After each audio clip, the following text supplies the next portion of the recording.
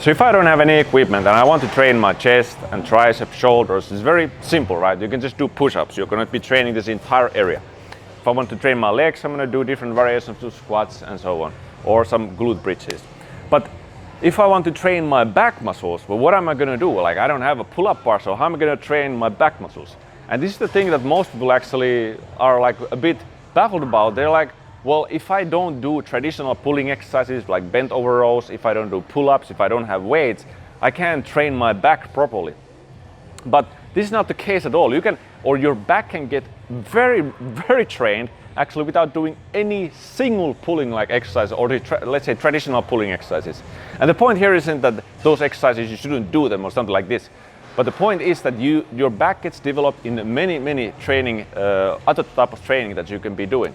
And if you look at like back in the history, way back, you know, think about like Qigong and yoga.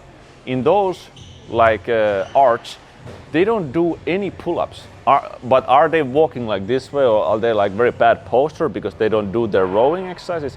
No, in Qigong, yoga, even in some other areas, they might have very well developed, for example, upper back. They might have very good posture, very good structure in their bodies, but they have never done any sort of traditional like pulling exercises that we nowadays are kind of obsessing over. So why is this? You know, for example, I remember when I was doing ballet and dancing, and I saw some of these dancers, and I've seen some videos, dancers, ballet dancers, who don't primarily like do a lot of rowing exercises, but they might have very well developed upper body area, like their trapezius especially, or the teres major areas here. They have very good upper back development. One of the reasons because they hold all the times their arms like this way. They have this like a ballet posture, and even these kind of simple positions here, they train the back. They train your back muscle, they train the trapezius, and they train it in a very isometric manner where your muscles have to hold up a certain posture. Like they support a certain posture in your body for prolonged periods of time. And this actually builds the muscles very well.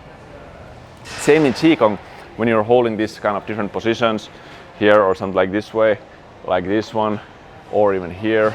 They all, in a way, they target to an extent your upper back when you're doing this kind of pulling like here, or you do the low hangong like this way. There's no external resistance. They actually realized also the importance of like mind-muscle connection. They use their mind to contract their muscles, and this build their bodies.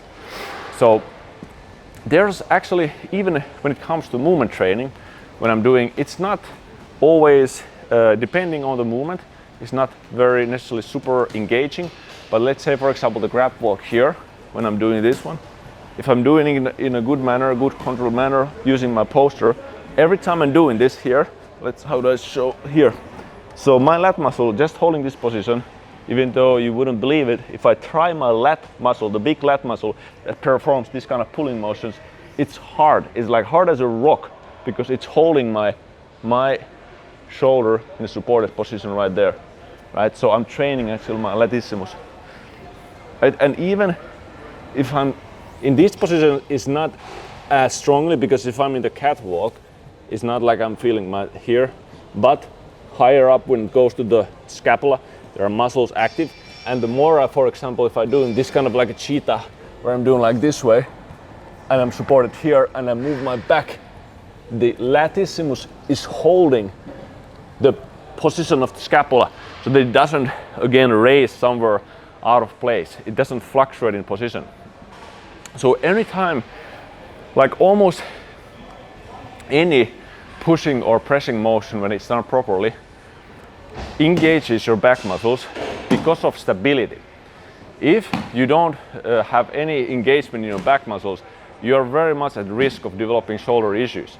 So this is why even if I'm doing push-ups, I feel my latissimus like very strongly, because I utilize the stability principles that we learn in Athlete Training XX.